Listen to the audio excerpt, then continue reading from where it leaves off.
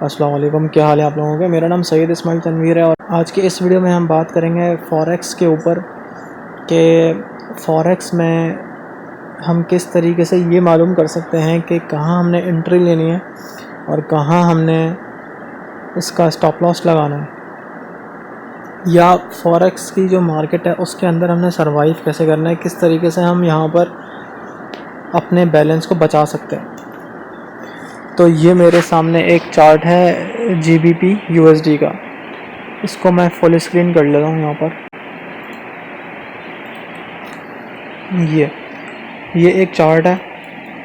अब यहाँ पर हमने जब हम चार्ट ये खोलते हैं तो सबसे पहले हमारे जहन में ये सवाल आता है कि हमने एंट्री कहाँ लेनी है, हमने बाय करना है या सेल करना है। उसके साथ साथ फिर हम लोग ये देखते रहते हैं कि कोई शख्स हमें ये बता दे, कोई बेस्ट इंडिकेटर बता दे या कोई स्ट्रेटजी बता दे जिससे हमें ये मालूम हो जाए कि कहाँ हमने एंट्री लेनी है और कहाँ नहीं लेनी है। लेकिन जो मार्केट के जो बेसिक्स फंडामेंटल्स हैं या बेसिक एनालिसिस है उसको मैं आज आपके सामने बताऊंगा कि किसी के ऊपर डिपेंड करने की ज़रूरत नहीं है, किसी से कोई इंडिकेटर मांगने की ज़रूरत नहीं है, किसी से भी कोई मिन्नत करने की ज़रूरत नहीं है। थोड़ी सी मेहनत करनी पड़ेगी आप लोगों को और उस मेहनत के लिए मैं आपको कुछ होमवर्क दूंगा कि अगर आप ये काम करते हैं, घर में बस की प्रैक्टिस करते हैं, थोड़ी सी अगर आपको इसकी मालूमात हो जाती है कि मार्केट किस तरीके से हमसे बात करता है, किस तरीके से हमें सिग्नल्स देता है कि मार्केट का रुख किस तरफ होगा।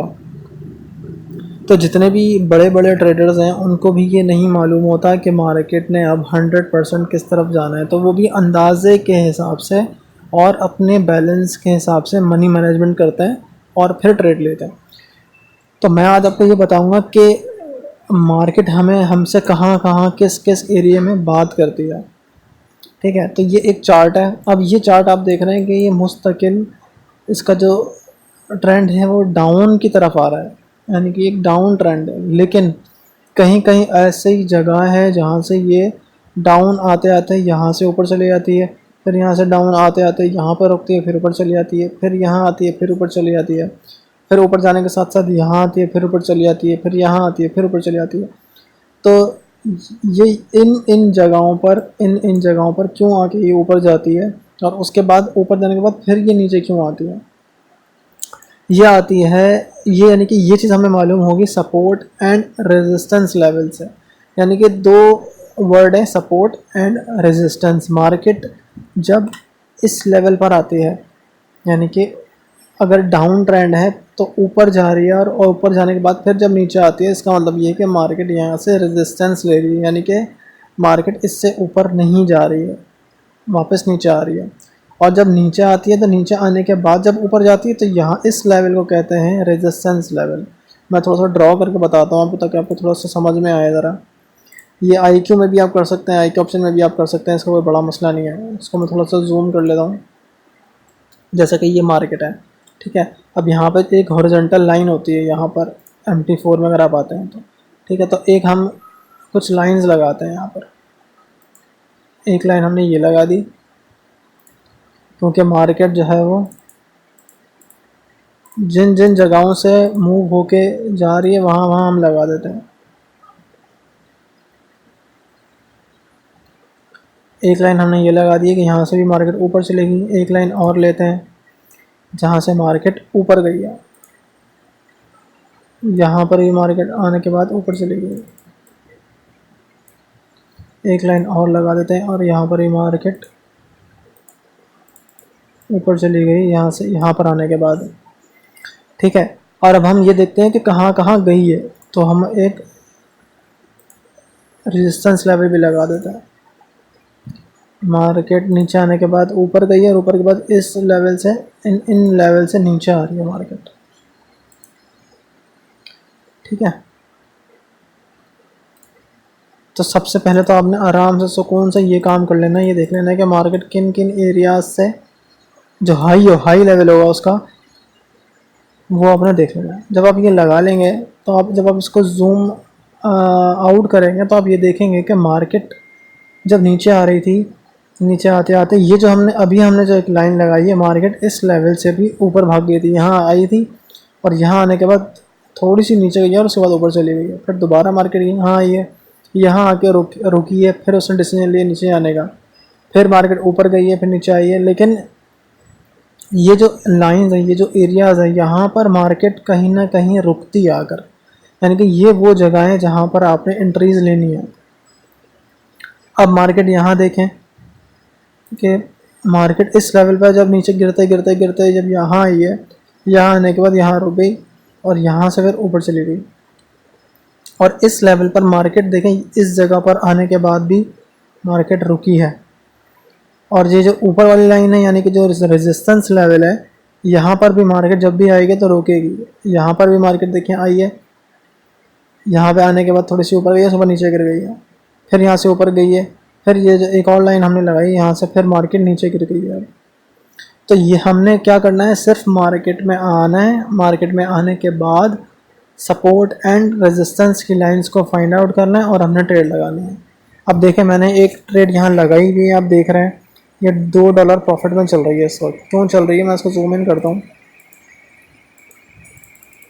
मैंने एक रेजिस्टेंस लेवल यहाँ पर लगाया था, ये जो लाइन है, यहाँ पर मुझे लग रहा था कि यहाँ से मार्केट 2 दफ़ा रिजेक्शन मिली है, यानी कि ये जो बड़ी कैंडल देख रहे हैं, ये ऊपर गई है, नीचे आ गई है, फिर ये वाली कैंडल भी ऊपर गई थी, नीचे आ गई है, फिर ये वाली कैंडल में कोई ख़ास ऊपर नहीं बनाया और उसके बाद फिर ये आहिस्ता आहिस्ता नीचे आने लगी। तो मुझे लगा कि मार्केट इस लेवल से नीचे आ जाएगी, तो मैंने यहाँ सेल लगा दी, ये रही सेल, ठीक है। और ये मैंने सेल लगाई है, तो अब ये देखें ये इतनी मार्केट नीचे आ चुकी है।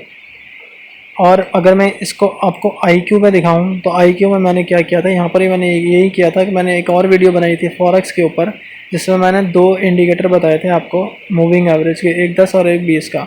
जब भी मूविंग एवरेज ये जो रेड वाली लाइन है इसको क्रॉस करेगी तो ट्रेंड ऊपर की तरफ चला जाएगा, और जब इसको ये वापस क्रॉस करेगी तो ये डाउन आ जाएगा। तो मैंने वहाँ पर भी अपनी यहाँ पर भी अपनी स्ट्रेटेजी को देखा, सपोर्ट एंड रेजिस्टेंस लगाया, और फिर मैंने IQ में भी साथ साथ इसको काम कर रहा था मूविंग एवरेज के हिसाब से। तो जब मूविंग एवरेज ने इसको यहाँ पर क्रॉस कर दिया तब मैंने सेल लगाई, और सेल लगाने के बाद मार्केट यहाँ आ गई। जो ये मूविंग एवरेज, इसकी इस वीडियो का लिंक डिस्क्रिप्शन में मैं आपको दे दूँगा।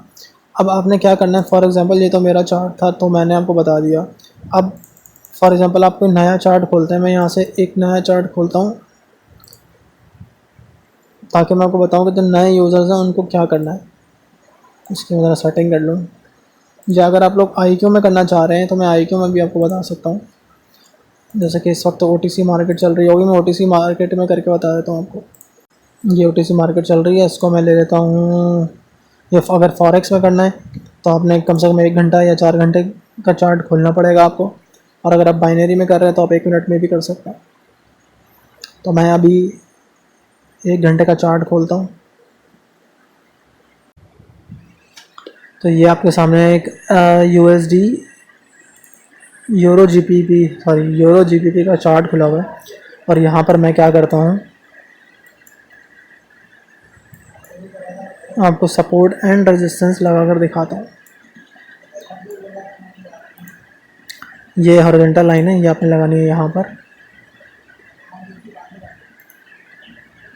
इस लेवल से मार्केट ऊपर नहीं जा रही और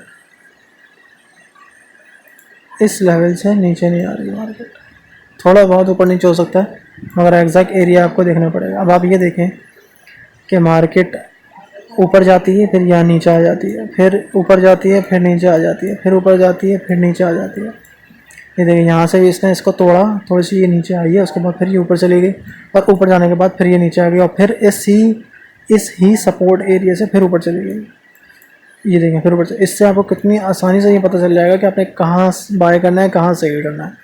अब यहाँ पर क्या हुआ, एकदम इसने बड़ी कैंडल बना के ये सारा जो सपोर्ट एंड रेजिस्टेंस वाला एरिया था सब तोड़ दिया, यानी कि अब मार्केट हो गई है बिल्कुल डाउन। तो अब मार्केट ने डाउन ही जाना है ज़्यादातर। तो बस अगर आप लोगों ने इस सपोर्ट एंड रेजिस्टेंस लेवल को समझ लिया, अगर आप चार्ट के अंदर आते हैं, चार्ट के अंदर आने के बाद आपने देखा कि मार्केट का हाई क्या है और लो क्या है, हाई और लो पे लाइनें लगा दें हॉरिजॉन्टल। मैंने आई के ऑप्शन में भी आपको बता दिया कि आई के ऑप्शन में आप किस तरीके से हॉरिजॉन्टल लाइन को सेलेक्ट करके हाई पकड़ सकते हैं और एक लो पकड़ सकते हैं। बस जो जो हाई जो जो लो जो लो आपको मिल रहे हैं वो अपना निकालें और फिर ट्रेडिंग करें। इस वीडियो में फ़िलहाल इतना ही। Thanks for watching.